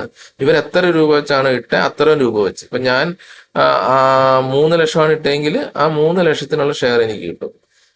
നിങ്ങളൊരാള് 2 ലക്ഷം ഇട്ടെങ്കിൽ അല്ലെങ്കിൽ 1 ലക്ഷം ഇട്ടെങ്കിൽ അതിനൊരു 1 ലക്ഷത്തിനുള്ള ഷെയർ കിട്ടുന്നു, മൂന്നാമത്തെ ആൾക്ക് 1 ലക്ഷത്തിനുള്ള ഷെയർ കിട്ടുന്നു. ഇങ്ങനെയാണ് ഷെയർ കിട്ടുക. ഈ ഫേസ് വാല്യൂ മാറുന്നതനുസരിച്ച് നമ്പർ ഓഫ് ഷെയർസ് മാറും. ഇപ്പൊ 10 രൂപ ഫേസ് വാല്യൂ എന്നുള്ളത് 20 രൂപ ആയി കഴിഞ്ഞാൽ അതനുസരിച്ച് മാറും. ഓക്കെ, സോ ഫേസ് വാല്യൂ വെച്ചിട്ട് ഷെയർസിന് നമ്മൾ നമ്പർ ഓഫ് ഷെയർസിലാക്കി മാറ്റിയിട്ട് ഇവർക്ക് കൊടുക്കും. അവരിടുന്ന എമൗണ്ടിന് ആനുപാതികമായിട്ട് അവർക്ക് ഷെയർ സർട്ടിഫിക്കറ്റ് കൊടുക്കും. ഓക്കെ, ഈ ഫസ്റ്റ് ഫേസ് കഴിയുമ്പം എന്താണ്, കമ്പനി ഒരു മാനുഫാക്ചറിങ് യൂണിറ്റും ഒരു റീറ്റെയിൽ സ്റ്റോറും ഓപ്പൺ ചെയ്തെന്ന് സങ്കല്പിക്കുക. അതായത് പ്രൊഡക്ഷൻ നടത്തണം, പ്രൊഡക്ഷൻ നടത്തിയതിനു ശേഷം എന്ത് ചെയ്യണം, അത് വിൽക്കണം അല്ലെ. ഇപ്പൊ മാർക്കറ്റിൽ ഡോർ ടു ഡോർ സെയിൽ ചെയ്യുന്നതിന് പകരം കമ്പനി തീരുമാനിക്കുകയാണ് നമ്മൾക്ക് ഒരു സ്റ്റോർ ഇടാം, ഒരു റീറ്റെയിൽ കൗണ്ടർ ഇട്ടിട്ട് അതിലൂടെ സെല് ചെയ്യാവുന്നു. ഓക്കെ, അപ്പോൾ വോക്കിൻ ആയിട്ട് കസ്റ്റമേഴ്സ് വരുന്നു, അവർ ഇഷ്ടപ്പെടുന്നു, പർച്ചേസ് ചെയ്യുന്നു, ബിസിനസ് അങ്ങനെ ഡെവലപ്പ് ചെയ്യുന്നു. അപ്പൊ ആ ഒരു ഫസ്റ്റ് ഫേസ് കഴിഞ്ഞപ്പോഴത്തേക്കും നമ്മൾ ഒരു മാനുഫാക്ചറിങ് യൂണിറ്റും ഒരു റീറ്റെയിൽ ഔട്ട്ലെറ്റും സ്റ്റാർട്ട് ചെയ്തു. ഓക്കെ, സോ അടുത്ത സ്റ്റേജിലേക്ക് പോവുകയാണ്. അതായത് കമ്പനി വീണ്ടും എന്ത് ചെയ്യുന്നു, അടുത്ത ഒരു സെക്കൻഡ് ഫേസിലേക്ക് കമ്പനി പോവുകയാണ്. സെക്കൻഡ് ഫേസ് എന്ന് പറഞ്ഞാൽ എന്താണ്, കമ്പനി പ്ലാൻ ചെയ്യാണ് കൂടുതൽ മാനുഫാക്ചറിങ് പ്ലാന്റും കൂടുതൽ റീറ്റെയിൽ സ്റ്റോഴ്സും ഓപ്പൺ ചെയ്യണം സിറ്റിയിൽ തന്നെ. ആ സെയിം സിറ്റിയിൽ ഇപ്പൊ ഫോർ എക്സാമ്പിൾ നമ്മൾ കൊച്ചിയിലാണ് സ്റ്റാർട്ട് ചെയ്ത് നോക്കുക. നമ്മളൊരു മാനുഫാക്ചറിങ് യൂണിറ്റ് സ്റ്റാർട്ട് ചെയ്തു, അത് കഴിഞ്ഞിട്ട് അതോടൊപ്പം തന്നെ നമ്മളൊരു റീറ്റെയിൽ സ്റ്റോറും സ്റ്റാർട്ട് ചെയ്തു. അപ്പം ഈ റീറ്റെയിൽ സ്റ്റോറും ഇതും സ്റ്റാർട്ട് ചെയ്ത് ബിസിനസ് ഇങ്ങനെ സ്മൂത്ത് ആയിട്ട് പോകുമ്പോൾ കമ്പനി പ്ലാൻ ചെയ്യാണ്, അതായത് ഈ 3 ഇൻവെസ്റ്റേഴ്സ് ഉണ്ടല്ലോ അവർ പ്ലാൻ ചെയ്യാണ് നമുക്കിതൊന്ന് എക്സ്പാൻഡ് ചെയ്യാം. ഈ സിറ്റിയിൽ തന്നെ ഒരു 1-2 റീറ്റെയിൽ ഔട്ട്ലെറ്റും കൂടെ നമുക്ക് സ്റ്റാർട്ട് ചെയ്യാന്ന് വിചാരിക്കാം. അത് ചെയ്യുമ്പോൾ എന്ത് സംഭവിക്കും, കൂടുതൽ സ്റ്റോക്ക് വേണം അല്ലെ. റീറ്റെയിൽ ഷോപ്പ് കൂടുന്തോറും കൂടുതൽ സ്റ്റോക്ക് നമ്മൾ വേറെ സ്റ്റോക്ക് ഒന്നും പർച്ചേസ് ചെയ്യുന്നില്ല എന്ന് വെക്കാം, നമ്മൾ നമ്മുടെ ഓൺ പ്രൊഡക്റ്റ് ആണ് വിൽക്കുന്നത്. അപ്പൊ നമുക്ക് റീറ്റെയിൽ ഷോപ്പ് കൂടുന്തോറും നമുക്ക് എന്ത് ചെയ്യണം, കൂടുതൽ സ്റ്റോക്ക് നമ്മൾ ഷോറൂമിൽ വെക്കണം. അപ്പൊ അതിനെന്ത് ചെയ്യണം, പ്രൊഡക്ഷൻ കപ്പാസിറ്റി കൂട്ടണം അല്ലെ. അപ്പൊ ആദ്യം ഒരു മാനുഫാക്ചറിങ് കപ്പാസിറ്റി ഉണ്ടായിരുന്നുള്ളൂ, പക്ഷെ ഇപ്പൊ സ്റ്റോറിന്റെ എണ്ണം കൂടിയപ്പോൾ നമ്മൾ എന്ത് ചെയ്തു, മാനുഫാക്ചറിങ് കപ്പാസിറ്റി കൂട്ടുകയാണ്. അപ്പൊ അതിനും എന്ത് വേണം, പൈസ വേണം അല്ലെ. ഇപ്പൊ ഒരു ഫ്രഷ് ആയിട്ട് ഒരു 7 കോടിയുടെ ഒരു ഇൻവെസ്റ്റ്മെന്റ് കൂടി വേണമെന്ന് നമ്മൾ സങ്കല്പിക്കുക ഈ ഒരു പറഞ്ഞ ആക്ടിവിറ്റി ചെയ്യാനായിട്ട്. അപ്പൊ എന്ത് ചെയ്യും, ഇങ്ങനെ ഈ ഒരു 7 കോടി നമ്മൾ വീണ്ടും പുറത്തുനിന്ന് ഇൻവെസ്റ്റ് ചെയ്യും. അതായത് ബിസിനസ് ഇപ്പൊ ഏർലി സ്റ്റേജിൽ തന്നെയാണ് നിൽക്കുന്നത്. അപ്പൊ ഇനിയിപ്പോ ഫ്രണ്ട്സിന്റെ ഫാമിലി അടുത്തുനിന്ന് പോയി ചോദിക്കാനോ അവർ തരാനോ തയ്യാറല്ലെന്ന് വെക്കുക. അപ്പൊ നമ്മൾ എന്ത് ചെയ്യും, ഇൻവെസ്റ്റേഴ്സിനെ, ഔട്ട്സൈഡ് ഇൻവെസ്റ്റേഴ്സിനെ നമ്മൾ കണ്ടുപിടിക്കുക. അപ്പം ഔട്ട്സൈഡ് ഇൻവെസ്റ്റേഴ്സ് പോലുള്ള ബാങ്ക് അല്ലെങ്കിൽ മറ്റുള്ള ഇൻസ്റ്റിറ്റ്യൂഷൻസ് ഒക്കെ എന്ത് ചെയ്യും, ബിസിനസ് നന്നായിട്ട് റൺ ചെയ്ത് കഴിഞ്ഞ് അതിൽ നിന്ന് പ്രോഫിറ്റ് ഉണ്ട് അല്ലെങ്കിൽ ഇത് മെച്ചമുണ്ടെന്ന് നല്ല രീതിയിൽ കണ്ടു കഴിഞ്ഞാൽ മാത്രമേ അവർ ഇൻവെസ്റ്റ് ചെയ്യാൻ തയ്യാറാവുള്ളൂ. അല്ലെങ്കിൽ അവരെ സംബന്ധിച്ച് അവരുടെ പണം റിസ്കിലായി പോകും. അപ്പൊ അങ്ങനെ റിസ്ക് എടുക്കാൻ ആരും തയ്യാറാകാത്ത പക്ഷം ചെറിയ ചെറിയ ഇൻവെസ്റ്റ്മെന്റ് കൊടുക്കുന്ന കമ്പനികളുണ്ട്, അല്ലെങ്കിൽ ഏജൻസീസ് ഉണ്ട്, അല്ലെങ്കിൽ ഫണ്ടിങ് ഹൗസുകളുണ്ട്. അവരെന്ത് ചെയ്യും, റിസ്ക് എടുക്കാൻ വില്ലിങ് ആവും. അവർ ആ ബിസിനസിന്റെ ഏർലി സ്റ്റേജിൽ തന്നെ അവർക്ക് അതിലേക്ക് ഇൻവെസ്റ്റ് ചെയ്യാൻ ഒരു താല്പര്യം വരും. അങ്ങനെ ഏർലി സ്റ്റേജിൽ ഇൻവെസ്റ്റ് ചെയ്യുന്ന ആൾക്കാരെ പറയുന്ന പേരാണ് വെഞ്ചർ ക്യാപിറ്റലിസ്റ്റ് അഥവാ VC. നിങ്ങൾ കേട്ട് കാണും. ഈ വെഞ്ചർ ക്യാപിറ്റലിസ്റ്റ് കൊടുക്കുന്ന പണം അങ്ങനെ അവർ യൂസ് ചെയ്തിട്ട് അവർ ആ ഒരു ബിസിനസ് പ്ലാൻ അവരെ എക്സ്പാൻഡ് ചെയ്യും. എന്താണ്, ഒന്നിൽ കൂടുതൽ മാനുഫാക്ചറിങ് പ്ലാന്റും ഒന്നിൽ കൂടുതൽ റീറ്റെയിൽ സ്റ്റോറും ആ സെയിം സിറ്റിയിൽ നമ്മൾ പ്ലാൻ ചെയ്തു. ഡിഫറെന്റ് സിറ്റി ആയാലും കുഴപ്പമൊന്നുമില്ല, നമ്മളൊരു സ്റ്റെപ്പ് ബൈ സ്റ്റെപ്പ് ആയിട്ട് ഗ്രോ ചെയ്യുകയാണ് അല്ലെ. പെട്ടെന്ന് എടുത്തോ പിടിച്ചോ എന്ന് പറഞ്ഞിട്ട് നമ്മൾ ഇപ്പൊ കൊച്ചിയിൽ ഒരെണ്ണം തുടങ്ങി അത് കഴിഞ്ഞ ഉടനെ അമേരിക്കയിലും UK പോയി തുടങ്ങുന്നില്ല. നമ്മൾ സ്റ്റെപ്പ് ബൈ സ്റ്റെപ്പ് ആയിട്ടാണ് നമ്മുടെ ബിസിനസ്സിനെ നമ്മൾ എക്സ്പാൻഡ് ചെയ്യുന്നത്. ഓക്കെ, സോ ഇങ്ങനെ വെഞ്ചർ ക്യാപിറ്റലിസ്റ്റ് നമുക്ക് തരുന്ന ഫണ്ടിന് നമ്മൾ പറയുന്ന പേരാണ് സീരീസ് എ ഫണ്ടിങ് എന്ന് പറയും. ഓക്കെ, ആദ്യം നമ്മൾ പറഞ്ഞ ഫണ്ട് എന്താണ്? ദ സീഡ് ഫണ്ട് അല്ലേ. രണ്ടാമത്തെ സ്റ്റേജിൽ വന്നപ്പോൾ വെഞ്ചർ ക്യാപിറ്റലിസ്റ്റ് കൊണ്ടുവരുന്ന ഫണ്ടിന് നമ്മൾ പറയുന്ന പേരാണ് സീരീസ് എ ഫണ്ടിങ് എന്ന് പറയും. ഓക്കെ, അപ്പം ഇങ്ങനെ ബിസിനസ്സിലേക്ക് ഈ ഫണ്ട് വന്നു കഴിയുമ്പോൾ ബിസിനസ്സിന് എന്ത് മാറ്റം സംഭവിക്കും നിങ്ങൾ നോക്കുക. ബിസിനസ്സിലുള്ള ഇൻവെസ്റ്റ്മെന്റ് എങ്ങനെയായി തീരുമെന്ന് നോക്കുക. ഇപ്പോൾ ഓൾറെഡി നമ്മൾ 5 കോടി ഞാനും എൻ്റെ ഒരു ഫ്രണ്ടും എൻ്റെ ഒരു ഫാമിലി മെമ്പറും കൂടി ഇട്ട് നമ്മൾ ബിസിനസ് സ്റ്റാർട്ട് ചെയ്തല്ലോ. അപ്പം നമുക്ക് ഷെയർ സർട്ടിഫിക്കറ്റും കിട്ടി അല്ലേ. അപ്പം അതിനെ വീണ്ടും നമ്മൾ ഡൈല്യൂട്ട് ചെയ്യാണ്. ഓക്കെ, ഇപ്പൊ പുതിയ ഇൻവെസ്റ്റ്മെന്റ് 7 കോടി വന്നു. അപ്പം 12 കോടിക്കുള്ള ഷെയർ അവിടെ ഉണ്ടാവണം അല്ലെ. ആദ്യം 5 കോടിക്കുള്ള ഷെയർ ഉണ്ടായത്, ഇനി 12 കോടിക്കുള്ള ഷെയർ നമ്മൾ ഉണ്ടാവണം. ഫേസ് വാല്യൂ 10 തന്നെയാണെന്ന് വെക്കുക. അപ്പൊ 12 കോടി വന്നു. അപ്പൊ ഏകദേശം എത്രയായി ഷെയർ? ഏകദേശം 1,20,00,000 1,20,00,000 ഷെയർ വരും അല്ലെ. 12 കോടി രൂപയാകുമ്പോൾ 1,20,00,000 ഷെയർ നമുക്ക് ഉണ്ടാവും. എന്നിട്ട് ഈ വെഞ്ചർ ക്യാപിറ്റലിസ്റ്റിനും അവരെത്രയാണോ ഫണ്ട് ചെയ്തത്, അത് 7 കോടി അവർ ചെയ്തെങ്കിൽ ആ 7 കോടിക്കുള്ള ഷെയർ അവർക്ക് കൊടുക്കണം. ഓക്കെ, ഇനി ബിസിനസിന്റെ വാല്യുവേഷൻ കൂടി എവിടെ കൂടി അല്ലെ. നേരത്തെ 5 കോടി ഉണ്ടായിരുന്നത് ഇപ്പം 12 കോടിയായി മാറി. ഇപ്പം ഈ പ്രീവിയസ് ഇൻവെസ്റ്റേഴ്സ്, അതായത് 2 ഏഞ്ചൽ ഇൻവെസ്റ്റേഴ്സ്, പ്രൊമോട്ടർ എന്ത് ചെയ്യും? നോഷണൽ പ്രോഫിറ്റ് ഇവർക്ക് കിട്ടാൻ തുടങ്ങും അല്ലെ. കാരണം ഇപ്പൊ 7 കോടി വന്നു, 7 കോടി അവരുടെ ഫണ്ടാണോ? അല്ല. ബിസിനസ് എക്സ്പാൻഡ് ചെയ്യുമ്പോഴത്തേക്കും ആ ബിസിനസ്സിൽ നിന്ന് കിട്ടുന്ന പ്രോഫിറ്റ് കൂടും, റവന്യൂ കൂടി. പ്രോഫിറ്റ് കൂടുമ്പോഴത്തേക്കും എന്ത് ചെയ്യും? ആ ഫണ്ട് പ്രോഫിറ്റ് കൂടി ഇവർക്കും കൂടി കിട്ടും അല്ലെ. അവരും കൂടെ അതിന് അവകാശികളാവും. ഈ ആദ്യം ഇൻവെസ്റ്റ് ചെയ്ത 5 കോടി ഇൻവെസ്റ്റ് ചെയ്ത ആൾക്ക് കിട്ടും. ഈ 7 കോടി ഇൻവെസ്റ്റ് ചെയ്ത് കഴിഞ്ഞതിന് ശേഷമുള്ള ബിസിനസ് ബെനിഫിറ്റ് അവർക്കും കിട്ടും, കാരണം അവർ ഓണറാണല്ലോ. അപ്പൊ അങ്ങനെ ഈ ഇൻവെസ്റ്റേഴ്സിനെല്ലാം എന്ത് ചെയ്യും? അവർ ആദ്യം ഇൻവെസ്റ്റ് ചെയ്ത എമൗണ്ടിൽ കിട്ടുന്ന റിട്ടേണേക്കാളും കൂടുതൽ കിട്ടാൻ തുടങ്ങും. അങ്ങനെയുള്ള ബിസിനസ് ഗ്രോ ചെയ്യുമ്പോൾ സംഭവിക്കുക. ഇനി ഇപ്പം ഈ ബിസിനസ്സിലേക്ക് VC ഫണ്ടിങ് വരുമ്പോൾ നോഷണൽ വാല്യൂ അല്ലെങ്കിൽ വാല്യുവേഷൻ കൂടും. കൂടുതൽ ഫണ്ട് വരുമ്പോഴത്തേക്കും കൂടുതൽ പ്രൊഡക്ഷൻ നടക്കുന്നു, കൂടുതൽ സെയിൽസ് നടക്കുന്നു. അങ്ങനെ നമുക്ക് നോഷണൽ വാല്യൂ കൂടുകയാണ് ചെയ്യുന്നത്. നോഷണൽ വാല്യൂ എന്നത് സാങ്കല്പിക വാല്യൂ കൂടും. അതായത് ഇങ്ങനെ വരുമ്പോഴത്തേക്കും നമുക്കൊരു സാങ്കല്പിക ഇൻകം അല്ലെങ്കിൽ ഒരു സമ്പത്ത് കിട്ടുകയാണ്. ആദ്യം ഇൻവെസ്റ്റ് ചെയ്ത് അവർക്കും കിട്ടുകയാണ്. ഓക്കെ, അതാണ് ഇതിനകത്ത് പറഞ്ഞു വരുന്നത്. ആ പോയിന്റ് നിങ്ങൾക്ക് മനസ്സിലാക്കാണെന്ന് വിശ്വസിക്കുന്നു. എന്തെങ്കിലും ഡൗട്ട് ഉണ്ടെങ്കിൽ ഗ്രൂപ്പിൽ ചോദിക്കാം. അങ്ങനെ നമ്മൾ ഫേസ് 2 എത്തി. ഫേസ് 2 നമ്മൾ എന്ത് ചെയ്തു? ഒരു മാനുഫാക്ചറിങ് പ്ലാന്റ് കൂടെ നമ്മൾ സ്റ്റാർട്ട് ചെയ്തു. ഒരു 2-3 റീറ്റെയിൽ സ്റ്റോറും കൂടി നമ്മൾ സെയിം സിറ്റിയിൽ, കൊച്ചിയിൽ തന്നെ നമ്മൾ സ്റ്റാർട്ട് ചെയ്തു. അപ്പൊ ബിസിനസ് വീണ്ടും ഗ്രോ ചെയ്യാണ്. ഇപ്പൊ കമ്പനിയുടെ വാല്യുവേഷൻ എന്ന് പറയുന്നത് 12 ലക്ഷമാണ്. ഇപ്പൊ ബിസിനസ്സിൽ 3 ഇൻവെസ്റ്റർ മാത്രമല്ല, ഒരു വെഞ്ചർ ക്യാപിറ്റലിസ്റ്റും കൂടെ വന്നു കഴിഞ്ഞു. ഓക്കെ, സോ അതിനുശേഷം അടുത്തൊരു ഫേസിലേക്ക് കമ്പനി കടക്കാൻ പോവാണ്. ഈ ഒരു ഫേസിൽ കുറച്ച് വർഷങ്ങൾ കഴിഞ്ഞു പോയെന്ന് സങ്കല്പിക്കുക. അപ്പം ഈ ഒരു കേസിൽ കമ്പനി പറയുകയാണ്, അല്ലെങ്കിൽ അവർ പ്ലാൻ ചെയ്യുകയാണ്, നമുക്ക് റീറ്റെയിൽ പ്രസൻസ് 2-3 സിറ്റികളിലൂടെ നമുക്ക് ഡെവലപ്പ് ചെയ്യാം അല്ലെങ്കിൽ എക്സ്പാൻഡ് ചെയ്യാം. ഇപ്പൊ കൊച്ചി മാത്രം പോരാ, കോഴിക്കോട് കൊടുക്കാൻ വരണം, അല്ലെങ്കിൽ 2 കൊടുക്കാം. ട്രിവാൻഡ്രത്ത് ഓപ്പൺ ചെയ്യാം, അല്ലെങ്കിൽ കോട്ടയത്ത് ഓപ്പൺ ചെയ്യാം, അല്ലെങ്കിൽ തൃശ്ശൂർ ഓപ്പൺ ചെയ്യാം. ഇങ്ങനെ വിചാരിക്കുകയാണ്. ഓക്കെ, സോ വീണ്ടും ഇവർക്ക് എന്ത് വേണം? ഇവർക്ക് നമ്പർ ഓഫ് ഐറ്റംസ് അല്ലെങ്കിൽ സ്റ്റോക്കിന്റെ എണ്ണം കൂട്ടണം അല്ലെ. ഷോറൂം കൂടുമ്പോഴത്തേക്കും കൂടുതൽ സ്റ്റോക്ക് വേണം അല്ലെ, കൂടുതൽ പ്രൊഡക്ഷൻ വേണം. അപ്പൊ കൂടുതൽ പ്രൊഡക്ഷൻ വേണമെങ്കിൽ അതനുസരിച്ച് ഇവര് എന്ത് ചെയ്യണം? ഇവരുടെ മാനുഫാക്ചറിങ് കപ്പാസിറ്റി അല്ലെങ്കിൽ പ്രൊഡക്ഷൻ യൂണിറ്റുകളുടെ എണ്ണം കൂട്ടണം അല്ലെ. അതുകൂടാതെ ഒരുപാട് ജോലിക്കാർ വേണം, മെഷീനറീസ് വേണ്ടി വരും. അങ്ങനെ എല്ലാം കൂടുകയാണ് അല്ലെ. എക്സ്പാൻഷൻ എന്ന് പറയുമ്പോഴത്തേക്കും എല്ലാം കൂടുകയാണ്. അപ്പൊ ഇത് കൂടുമ്പോൾ വീണ്ടും ഇവർക്ക് എന്ത് വേണം? മെഷീനറീസ് പുതിയത് ഇൻവെസ്റ്റ് ചെയ്യണം. പ്രൊഡക്ഷൻ കൂടുന്തോറും പുതിയ പ്ലാന്റ് വരുന്നു അല്ലെ, പുതിയ മാനുഫാക്ചറിങ് യൂണിറ്റ് വരുമ്പോഴത്തേക്കും മെഷീനറീസ് പുതിയത് ഇമ്പോർട്ട് ചെയ്യണം, ഇൻഫ്രാസ്ട്രക്ചർ സെറ്റപ്പ് ചെയ്യണം. അങ്ങനെ പല പല കാര്യങ്ങളുണ്ട് അല്ലെ. വണ്ടികൾ വാങ്ങണം, ഇത് ലോഡ് കയറ്റി അയക്കാനും ഇറക്കാനും പിടിക്കാനും ഒക്കെ. അപ്പൊ ഇതൊക്കെ എക്സ്പെൻസസ് ആണ്. അപ്പൊ ഇതിനെ ശരിക്കും ഇങ്ങനെ എക്സ്പാൻഡ് ചെയ്യുമ്പോൾ വരുന്ന, അല്ലെങ്കിൽ ബിസിനസ് എക്സ്പാൻഡ് ചെയ്യും തോറും വരുന്ന ഇത്തരത്തിലുള്ള കോസ്റ്റ് അല്ലെങ്കിൽ ആ ഒരു എക്സ്പെൻസിനെ പറയുന്ന പേരാണ് ക്യാപിറ്റൽ എക്സ്പെൻഡിച്ചർ എന്ന് പറയും, അഥവാ ക്യാപെക്സ് എന്ന് പറയുന്നത്. ബിസിനസ്സിൽ വരുന്ന ക്യാപിറ്റൽ എക്സ്പെൻഡിച്ചറെയാണ് പറയുന്നത്. അപ്പൊ ഇതിനു വേണ്ടി നമ്മുടെ കമ്പനി ഓണേഴ്സ്, അതായത് ഈ 3 ഓണേഴ്സും ഈ ഏഞ്ചൽ ഇൻവെസ്റ്റേഴ്സ്, ഇവരെല്ലാം ഏഞ്ചൽ ഇൻവെസ്റ്റേഴ്സിന് തീരുമാനത്തിൽ വലിയ റോളൊന്നുമില്ല. പക്ഷേ ഈ ബിസിനസ് ഓണേഴ്സ് ആയിട്ടുള്ള ഈ പ്രൊമോട്ടറും അതുപോലെ ഈ ഫസ്റ്റുള്ള ഇൻവെസ്റ്ററും കൂടെ ചേർന്ന് തീരുമാനിക്കുകയാണ്, നമുക്ക് ഈ ഒരു കാര്യം ഒന്ന് നടത്തി വെക്കാനായിട്ട് ഒരു 40 കോടി രൂപ നമുക്ക് വേണമെന്ന് വെച്ചിട്ടാണ്. ഓക്കെ, അപ്പൊ ഈ 40 കോടിക്ക് എന്ത് ചെയ്യും? ഇപ്പൊ ഏഞ്ചൽ ഇൻവെസ്റ്റേഴ്സിന്റെ അടുത്തുനിന്ന് വന്ന അവർ നിസ്സാര ഫണ്ട് 5 കോടി അല്ലെ 10 കോടിക്കൊക്കെ കൊടുക്കുള്ളൂ.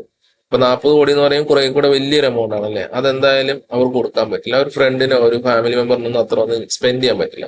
അപ്പൊ എന്ത് ചെയ്യും, കമ്പനി എന്ത് ചെയ്യും, അവര് ബാങ്കിനെ അപ്രോച്ച് ചെയ്യും. ബാങ്കിൽ നിന്ന് ലോൺ എടുക്കാമെന്ന് തീരുമാനിക്കും അല്ലെ. അപ്പൊ ബാങ്ക് ഇപ്പൊ നോക്കുമ്പോൾ ഒരു 4-5 വർഷമായി കമ്പനി കുഴപ്പമില്ല, ബിസിനസ് ചെയ്യുന്നുണ്ട്, അവർ എക്സ്പാൻഡ് ചെയ്ത് വരുന്ന അവരുടെ ആ ഒരു ഗ്രോത്ത് സ്റ്റേജും കാര്യങ്ങളൊക്കെ പഠിച്ചിട്ട് ബാങ്ക് എന്ത് ചെയ്യും, ബാങ്ക് പറയുന്നു ഓക്കെ നമുക്കിത് ചെയ്യാം, ഓക്കെ നമുക്ക് ഈ ബിസിനസ്സിൽ വിശ്വാസമുണ്ട്, നിങ്ങൾ നന്നായിട്ട് ഗ്രോ ചെയ്യുന്നുണ്ട്, വളരെ സ്റ്റെപ്പ് ബൈ സ്റ്റെപ്പ് ആയിട്ട് നിങ്ങൾ പോകുന്നുണ്ട്, നിങ്ങളുടെ മാനേജ്മെന്റ് ഉഗ്രനാണ് എന്നൊക്കെ കണ്ട് ബാങ്ക് എല്ലാം പഠിച്ചതിന് ശേഷം ബാങ്ക് പറയുന്നത് ഞങ്ങൾ 40 കോടി രൂപ തരാം, ലോണായിട്ട് തരാം, നിങ്ങൾ ബിസിനസ് എക്സ്പാൻഡ് ചെയ്യൂ എന്ന് പറയും. ഓക്കെ, അങ്ങനെ ബാങ്ക് 40 കോടി രൂപ കൊടുക്കുകയാണ്. കൊടുക്കുമ്പോൾ എന്ത് സംഭവിക്കും, ബാങ്കിന് എന്താ കിട്ടുക, ഇൻട്രസ്റ്റ് കിട്ടും അല്ലെ. കമ്പനിയെ സംബന്ധിച്ച് കമ്പനി ഈ 40 കോടി ബിസിനസ്സിലേക്ക് ഇൻവെസ്റ്റ് ചെയ്തിട്ട് പുതിയ പ്രൊഡക്ഷൻ യൂണിറ്റ് തുടങ്ങുന്നു, റീറ്റെയിൽ സ്റ്റോർ ഓപ്പൺ ചെയ്യുന്നു, മറ്റ് സിറ്റീസൊക്കെ ഓപ്പൺ ചെയ്യുന്നു, അതിന് വേണ്ടുന്ന എല്ലാ കാര്യങ്ങളും ചെയ്യുന്നു, ആ പൈസ അവിടെ സ്പെൻഡ് ചെയ്യുന്നു. അങ്ങനെ ബിസിനസ് വീണ്ടും വളരുന്നു, ബിസിനസ്സിൽ നിന്ന് കൂടുതൽ റവന്യൂ വരുന്നു, ഇൻകം വരുന്നു. ആ ഇൻകത്തിൽ നിന്നൊക്കെ ആ പ്രോഫിറ്റിൽ നിന്ന് എന്താണ് ഒരു നിശ്ചിത ശതമാനം ഇവരെന്ത് ചെയ്യും, ബാങ്ക് ലോൺ ആണല്ലോ, ബാങ്കിലേക്ക് ഇൻട്രസ്റ്റ് അടയ്ക്കാനും വേണ്ടി യൂസ് ചെയ്യും. അപ്പൊ സ്വാഭാവികമായിട്ടും ഇവർക്ക് ബാങ്ക് ഇൻട്രസ്റ്റ് എന്ന് പറയുന്ന ഒരു എക്സ്പെൻസ് അവിടെ വരികയാണ് അല്ലെ. ബാങ്കിൽ നിന്ന് ലോൺ എടുത്തു കഴിഞ്ഞാൽ ഇൻട്രസ്റ്റ് വരും, ഇൻട്രസ്റ്റ് എക്സ്പെൻസ് മാത്രമാണ്. അപ്പൊ ഇവരുടെ പ്രോഫിറ്റിൽ നിന്ന് അത് കുറയുകയാണ് ചെയ്യുന്നത്. എക്സ്ട്രാ പ്രോഫിറ്റ് ഉണ്ടാക്കുന്നുണ്ടെങ്കിലും അതിൽ നിന്ന് ഈ ഒരു ബാങ്ക് ഇൻട്രസ്റ്റിന്റെ രൂപത്തിൽ അത് കുറച്ച് കുറയുന്നുണ്ട്. എനിവേ അവരെ ലോൺ എടുത്തിട്ട് മുമ്പോട്ട് പോവുകയാണ്. അങ്ങനെ ബിസിനസ് വീണ്ടും എക്സ്പാൻഡ് ചെയ്യുകയാണ്. ഓക്കെ, ഇങ്ങനെ ക്യാപിറ്റൽ എക്സ്പെൻസ് അഥവാ ക്യാപിറ്റൽ എക്സ്പെൻഡിച്ചർ അഥവാ ക്യാപെക്സ് എന്ന് പറയുന്നതിനെ മീറ്റ് ചെയ്യാൻ കമ്പനി എന്ത് ചെയ്തു, ബാങ്കിൽ നിന്നും 40 കോടിയോളം ലോൺ എടുത്തു. അങ്ങനെ ബിസിനസ് ഡെവലപ്പ് ചെയ്ത് പോവുകയാണ്. അപ്പൊ ഇത്തരത്തിൽ വരുന്ന ഫണ്ടിന് പറയുന്ന പേരാണ് സീരീസ് ബി ഫണ്ടിങ്. നമ്മൾ പറഞ്ഞു ഫസ്റ്റ് ഫേസിലെ സീഡ് ഫണ്ട്, രണ്ടാമത്തെ ഫേസിൽ നമ്മൾ പറഞ്ഞു വെഞ്ചർ ക്യാപിറ്റലിസ്റ്റ് കൊണ്ടുവന്ന ഫണ്ട് നമ്മൾ സീരീസ് എ ഫണ്ടിങ് എന്ന് പറഞ്ഞു. ഇതിനെ ബാങ്കിന്റെ അടുത്ത് നമ്മൾ എടുക്കുന്ന ഫണ്ടിനെ നമ്മൾ സീരീസ് ബി ഫണ്ടിങ് എന്ന് പറഞ്ഞു. ഓക്കെ, സോ ഇതിൽ തന്നെ പറയുന്നുണ്ട് ബാങ്കിൽ നിന്ന് എടുക്കാതെ വേറെ VC ഫണ്ട് എടുക്കാം. പക്ഷെ VC ഫണ്ട് അവര് വലിയ എമൗണ്ടുകൾ ചെയ്യാനുള്ള സാധ്യത വളരെ കുറവാണ്. അപ്പൊ ബാങ്കാണ് ബെറ്റർ ഓപ്പർച്യൂണിറ്റി. ഓക്കെ, സോ ഇങ്ങനെ ബാങ്കിൽ നിന്ന് എടുക്കുന്ന ഫണ്ടിന് അതൊരു കമ്പനിയെ സംബന്ധിച്ച് അതൊരു ലോണാണ് അഥവാ ഡെപ്റ്റാണ് അല്ലെ, കടമാണ്. ഈ കടത്തിനാണ് അവര് എന്ത് കൊടുക്കുന്നത്, പലിശ കൊടുക്കുന്നത്. ഈ കമ്പനിയെ സംബന്ധിച്ച് ഒരു ഓപ്ഷൻ കൂടെ ഇവർക്കുണ്ട്. എന്താണ്, ഈ 40 കോടിയും ബാങ്കിൽ നിന്ന് എടുക്കാതെ അതിന് ഇൻട്രസ്റ്റ് കൊടുത്തുകൊണ്ടിരിക്കണമല്ലോ. അപ്പൊ അത് ചെയ്യാതെ കുറച്ച് പൈസ ബാങ്കിൽ നിന്ന് എടുക്കാം, ബാക്കി പൈസ എന്ത് ചെയ്യാം, ഇവർക്ക് ഏതെങ്കിലും ഒരു വെഞ്ചർ ക്യാപിറ്റലിസ്റ്റിനെ എടുക്കാം. 40 കോടിയല്ലേ വെഞ്ചർ ക്യാപിറ്റലിസ്റ്റ് കൊടുക്കില്ല എന്ന് പറയുന്നത്, ഒരു 10 കോടി കൊടുക്കാമല്ലോ. അപ്പൊ ബാക്കി ഒരു കുറച്ച് എമൗണ്ട് എന്നിട്ട് എന്ത് ചെയ്യാം, ഇപ്പൊ ഇത് ഒരു 7 വർഷമായെന്ന് വെക്കുക ബിസിനസ്. അപ്പം കമ്പനിക്ക് ഒരു പ്രോഫിറ്റ് ഉണ്ടാവുമല്ലോ, ഒരു റിസർവ് ഫണ്ട് ഉണ്ടാവും അല്ലെ. പ്രോഫിറ്റ് കിട്ടുന്നത് ഇവര് ഷെയർ ഹോൾഡേഴ്സ്, ഇവരുടെ ഓണേഴ്സ് വീതിച്ചെടുത്താലും കുറച്ച് പൈസ ഇവര് സേവിങ്സ് എന്ന് പറഞ്ഞ് വെച്ചിട്ടുണ്ടാവും. അപ്പൊ ആ പ്രോഫിറ്റിൽ നിന്ന് കുറച്ച് ഫണ്ട് എടുക്കാം. അങ്ങനെ ഇവർ തീരുമാനിക്കുകയാണ് 15 കോടി ഇന്റേണൽ അക്രൂവൽസ് ആയിട്ട് എടുക്കുക. ഇന്റേണൽ അക്രൂവൽസ് എന്ന് പറഞ്ഞു കഴിഞ്ഞാൽ കമ്പനി നടത്തി കിട്ടുന്ന ലാഭം ഉണ്ടല്ലോ, ഒരു റിസർവ് ആയിട്ടൊക്കെ വെച്ചിരിക്കുന്ന ലാഭം അതുണ്ട്, അതിൽ നിന്ന് എടുക്കുക ഒരു 15 കോടി. പിന്നെ ഒരു പ്ലാൻ ചെയ്യുകയാണ് സീരീസ് ബി ഫണ്ടിങ് റേസ് ചെയ്യുക. സീരീസ് ബി ഫണ്ടിങ് എന്താണ്, ഏഞ്ചൽ ഇൻവെസ്റ്റേഴ്സ് അവരിൽ നിന്ന് ഒരു 10 കോടി എടുക്കാന്ന് വിചാരിക്കുകയാണ്. ബാക്കി തികയാതെ വരുന്ന 15 കോടി ഇവര് ബാങ്കിൽ നിന്ന് എടുക്കാന്ന് വിചാരിക്കുകയാണ്. ഓക്കെ, അപ്പൊ 15ഉം 10 25ഉം 10 35 40. ഓക്കെ, സോ ഇങ്ങനെ കിട്ടി. അപ്പൊ ഇവിടെ എന്ത് സംഭവിക്കും,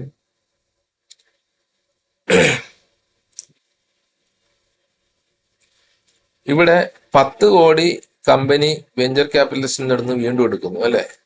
അപ്പൊ വീണ്ടും എന്ത് ചെയ്യും, കമ്പനിയുടെ വാല്യൂഷൻ പിന്നെയും കൂടി അല്ലേ. 12 ലക്ഷം എന്നുള്ളത് 10 ലക്ഷം കൂടി 22 ലക്ഷമായി. ബാങ്കിൽ നിന്ന് എടുക്കുന്ന എമൗണ്ട് നമ്മൾ വാല്യൂഷൻ കൂട്ടാൻ ഉപയോഗിക്കുന്നില്ല, കാരണം അത് കടവാ അല്ലെ, അത് തിരിച്ചു കൊടുക്കേണ്ട ഫണ്ടാ. മറ്റേന്ന് പറഞ്ഞ ഇൻവെസ്റ്റ്മെന്റാ. അപ്പൊ അങ്ങനെ കമ്പനിയുടെ വാല്യൂഷൻ വീണ്ടും കൂടുകയും ചെയ്തു. അപ്പൊ ഇൻവെസ്റ്റേഴ്സിനെ സംബന്ധിച്ച് എന്ത് ചെയ്തു, വീണ്ടും അവിടെ ഒരു സാങ്കല്പിക പ്രോഫിറ്റ് അവിടെ കിട്ടുകയാണ് അല്ലെ. ആദ്യം ഇൻവെസ്റ്റ് ചെയ്ത ആള് ചിലപ്പോൾ ഞാൻ പറഞ്ഞില്ലേ 1 ലക്ഷം വെച്ചായിരിക്കും 2 ഏഞ്ചൽ ഇൻവെസ്റ്റേഴ്സ് ഇൻവെസ്റ്റ് ചെയ്തിട്ടുണ്ടാവുക. അപ്പൊ അവരെ സംബന്ധിച്ച് ഇപ്പം അവർക്ക് 1 ലക്ഷത്തിന്റെ ബെനിഫിറ്റ് ആണ് കിട്ടുന്നത്, അല്ല, അവരെ സംബന്ധിച്ച് ഇപ്പം 22 കോടിയുടെ ബെനിഫിറ്റ് കിട്ടുന്നുണ്ട്. സോറി, ഞാൻ ലക്ഷം എന്നാണ് പറഞ്ഞത്, തെറ്റാണ്. 22 കോടി ഇൻവെസ്റ്റ്മെന്റ് ബിസിനസ്സിലേക്ക് വന്നിട്ടുണ്ട്, ഈ ബാങ്ക് ലോൺ കൂടാതെ കമ്പനിയുടെ പ്രോഫിറ്റിൽ നിന്ന് എടുത്തത് കൂടാതെ 22 കോടി ഫ്രഷ് മണി ഇതിനകത്തുണ്ട് ഇപ്പം. അപ്പൊ അതിന്റെയും കൂടെ അവരിട്ട ഓരോരോ ലക്ഷത്തിനെക്കാളിലും കൂടി പിന്നെ ഒരു 20 കോടിയുടെയും കൂടി ഓരോരോ കോടിയുടെയും കൂടെ കൂടാതെ 20 കോടിയുടെ കൂടി എന്ത് കിട്ടി, ബെനിഫിറ്റ് അവർക്ക് കിട്ടുന്നുണ്ട്. അതിനെയാണ് നമ്മൾ നോഷണൽ പ്രോഫിറ്റ് എന്നുകൊണ്ട് ഉദ്ദേശിക്കുന്നത്. സാങ്കല്പിക ഇൻകം, അത്രേ ഉള്ളൂ. അങ്ങനെ ബിസിനസ് വളരെയാണ്, ഗ്രോ ചെയ്യുകയാണ്, വീണ്ടും ഗ്രോ ചെയ്യുകയാണ്. അപ്പം അടുത്തൊരു പ്ലാൻ മാനേജ്മെന്റ് കൊണ്ടുവരികയാണ്. കാരണം മാനേജ്മെന്റ് ഭയങ്കര പാഷനേറ്റ് ആണ് നമ്മൾ പറഞ്ഞു ബിസിനസിനെ സംബന്ധിച്ച്. അപ്പൊ അവർക്ക് വളരുന്ന കമ്പനിയെ വീണ്ടും വീണ്ടും ഹൈറ്റ്സിലേക്ക് എത്തിക്കാനാണ് ആഗ്രഹം. അങ്ങനെയാണല്ലോ നമ്മുടെ ഈ പറയുന്ന ഇന്നത്തെ വലിയ ബിസിനസ്സുകാരായിട്ടുള്ള മുകേഷ് അംബാനിയും അല്ലെങ്കിൽ ഗൗതം അദാനിയും നമ്മുടെ ലുലു ഗ്രൂപ്പിന്റെ യൂസുഫ് അലി, അങ്ങനെയുള്ള എല്ലാ വലിയ വലിയ ബിസിനസ്സുകാരും എന്താണ്, അവരുടെ സ്വപ്നം ഒരിക്കലും അവസാനിക്കുന്നില്ല. അവരെത്ര പണമുണ്ടാക്കി ബിസിനസ് വളർന്നാലും അവർ അടുത്തടുത്ത തലങ്ങളിലേക്ക് ആ ബിസിനസ്സിനെ എത്തിക്കാനാണ് ശ്രമിക്കുന്നത്. അപ്പൊ നമ്മുടെ കമ്പനി ഒട്ടും പുറകിലല്ല. അവരെന്ത് ചെയ്യുകയാണ്, അടുത്തത് അവര് ഓൾ ഇന്ത്യയിൽ അവർക്ക് സ്റ്റോർ, അതായത് ഷോറൂമുകൾ ഓപ്പൺ ചെയ്യാൻ ഒരു പ്ലാൻ കൊണ്ടുവരികയാണ്. അപ്പൊ അവർക്ക് എന്ത് വേണം, കൂടുതൽ ഫണ്ട് വേണം അല്ലെ, കുറച്ചും കൂടി ബിഗ്ഗർ എമൗണ്ട് വേണം. ഒരു 60 കോടി രൂപ കൂടി ഇനി വേണമെന്ന് വിചാരിക്കുക. അപ്പൊ ഇവരെന്ത് ചെയ്യും, ഇവർക്ക് സീരീസ് സി ഫണ്ടിങ് എന്നൊരു ഓപ്ഷൻ ഉണ്ട്. അതായത് പ്രൈവറ്റ് ഇക്വിറ്റി. ഇവര് ശരിക്കും വെഞ്ചർ ക്യാപിറ്റലിസ്റ്റിന്റെ ഒരു തലതൊട്ടപ്പൻ എന്നൊക്കെ വേണേൽ പറയാം. അങ്ങനെ പ്രൈവറ്റ് ഇക്വിറ്റി അല്ലെങ്കിൽ അങ്ങനെ ഒരു പ്രൈവറ്റ് ഇക്വിറ്റി അല്ലെങ്കിൽ പി എന്ന് പറയുന്ന അവരിൽ നിന്ന് ഇവർ ഫണ്ട് എടുക്കാൻ തയ്യാറാണ്. അങ്ങനെ കിട്ടുന്ന ഫണ്ടിന് പറയുന്ന പേരാണ് സീരീസ് സി ഫണ്ടിങ്. ഓക്കെ, ഈ സീരീസ് സി ഫണ്ടിങ് ഇവരൊരു പ്രൈവറ്റ് ഇക്വിറ്റിയുടെ കയ്യിൽ നിന്ന് വാങ്ങാനായിട്ട് തീരുമാനിക്കുകയാണ്. ഓക്കെ, സോ ഇവർ ഇതിനകത്തേക്ക് ഇൻവെസ്റ്റ് ചെയ്യുമ്പോൾ അവരെന്ന് പറയുന്നത് കുറച്ചും കൂടി വലിയൊരു ഫണ്ടിങ് ഹൗസ് ആണ് അല്ലെ. അവർ ബിസിനസിന്റെ ഏർലി സ്റ്റേജിലൊന്നും പോയിട്ട് ഇൻവെസ്റ്റ് ചെയ്യില്ല. കാരണം അവിടെ ഹൈ റിസ്ക്, ആ ബിസിനസ് വിജയിക്കുമോ പൊട്ടിപ്പോ എന്നുള്ളതൊന്നും അറിയത്തില്ല. ഇപ്പൊ അവർ ഇൻവെസ്റ്റ് ചെയ്യുന്നത് എന്തുകൊണ്ടാണ്, കമ്പനി ഇപ്പോൾ ഓപ്പൺ ചെയ്തു, ഒരു സ്റ്റോറിൽ തുടങ്ങി, ഇപ്പം സെയിം സിറ്റിയിൽ തന്നെ 2-3 സ്റ്റോർ തുടങ്ങി, അത് കഴിഞ്ഞ് ഡിഫറെന്റ് സിറ്റിയിലേക്ക് സ്റ്റോറുകൾ വർദ്ധിപ്പിച്ചു, അതായത് ഷോപ്പുകൾ വർദ്ധിപ്പിച്ചു. അങ്ങനെ അവരിങ്ങനെ എക്സ്പാൻഡ് ചെയ്തുകൊണ്ടിരിക്കുകയാണ്. ഇപ്പൊ ഉദാഹരണം ഞാൻ പറയാം, മൈജി എന്ന് പറയുന്ന നമ്മുടെ മൊബൈൽ ആൻഡ് ഇലക്ട്രോണിക്സ് ഷോപ്പ്, അവര് ഒരെണ്ണം കോഴിക്കോട് തുടങ്ങിയതാണ്, മൈ ജനറേഷൻ എന്തോ ഒരു പേരില്. അതിനുശേഷം ഇപ്പൊ അവർക്ക് എത്ര ഷോപ്പുകളുണ്ട്, അവർ എക്സ്പാൻഡ് ചെയ്ത് കണ്ടില്ലേ. കോഴിക്കോട് തന്നെ ആദ്യം 2 തുടങ്ങി, പിന്നെ അത് അടുത്ത സിറ്റികളിലേക്ക് വ്യാപിപ്പിച്ചു. ഇപ്പം ഒരുപാട് സ്ഥലത്തായിട്ട് എത്രയോ അധികം ഷോപ്പുകൾ അവർക്കുണ്ട്. ഓക്കെ, സോ അപ്പം ഈ നമ്മുടെ ബിസിനസ്സും അതുപോലെ കുറെ അധികം ഷോപ്പുകൾ ഓപ്പൺ ചെയ്ത് ഗ്രോത്ത് കണ്ടു കഴിയുമ്പോൾ പ്രൈവറ്റ് ഇക്വിറ്റി പോലുള്ള ബിഗ് ഫണ്ടിങ് ഹൗസസ് എന്ത് ചെയ്യും, അവർക്ക് എത്ര പണം വേണമെങ്കിലും ഇൻവെസ്റ്റ് ചെയ്യാൻ അവർ റെഡിയാവും. പക്ഷെ ഒരേ ഒരു കണ്ടീഷനാണ്, അവർക്ക് ഈ പറയുന്ന ബോർഡിൽ ഒരു സ്ഥാനം കൊടുക്കണം. ഇവരെടുക്കുന്ന തീരുമാനങ്ങൾ അറിയാനും ഇത് സ്മൂത്ത് ആയിട്ടാണോ പോകുന്നതെന്ന് വാച്ച് ചെയ്യാനും ഒക്കെ ആയിട്ട് ഇവർ ഫണ്ട് ഇത്ര കൊടുക്കുന്നതാണല്ലോ, ഇവരുടെ ഒരു റെപ്രസെന്റേറ്റീവിനെ അവരുടെ ബോർഡിൽ ഇവര് തിരികെ കയറ്റും. അങ്ങനെ അവർ ഉൾപ്പെടുത്തിയാൽ മാത്രമാണ് ഇവർ ഫണ്ട് ചെയ്യുക. അങ്ങനെ ഇവര് ഫണ്ട് ചെയ്യും. ഈ 60 കോടി രൂപ കൊടുക്കുകയാണ് എന്ന് സങ്കല്പിക്കുക ഈ പ്രൈവറ്റ് ഇക്വിറ്റി. അങ്ങനെ ബിസിനസ് എന്ത് ചെയ്തു, കമ്പനി ഡെവലപ്പ് ചെയ്യാണ്. അക്രോസ് ഇന്ത്യ ഒരു ഷോപ്പുകൾ ഓപ്പൺ ചെയ്തു. അങ്ങനെ വളരെ സ്മൂത്ത് ആയിട്ട് സക്സസ്ഫുൾ ആയിട്ട് കമ്പനി മുമ്പോട്ട് പോവാണ്. ഇങ്ങനെ പോകുമ്പോൾ വീണ്ടും കമ്പനിക്ക് വീണ്ടും ഇവർ പാഷനേറ്റ് ആണ്, ഇവർ വീണ്ടും എക്സ്പാൻഡ് ചെയ്യാൻ പ്ലാൻ ചെയ്യാണ്. ഇനി എന്ത് എക്സ്പാൻഷൻ ആണെന്ന് നിങ്ങൾ ചോദിക്കും. ഇപ്പം ഇന്ത്യയിൽ തന്നെ ആയില്ലേ, മതിയല്ലോ. ഇന്ത്യയിൽ ഇപ്പൊ 28 അല്ലെങ്കിൽ 29 സ്റ്റേറ്റിൽ എല്ലായിടത്തും തുടങ്ങി വിചാരിക്കുക. എല്ലാ സിറ്റീസിലും, മേജർ സിറ്റീസിലും എല്ലാം ഇവരുടെ ഷോപ്പ് ഉണ്ടെന്ന് സങ്കല്പിക്കുക. ഇനി എന്താ പരിപാടി എന്ന് ചോദിക്കും. ഇനിയുണ്ട് എക്സ്പാൻഷൻ. ഇനി അടുത്ത എക്സ്പാൻഷൻ എന്താ, ഇവർ പറയുകയാണ്,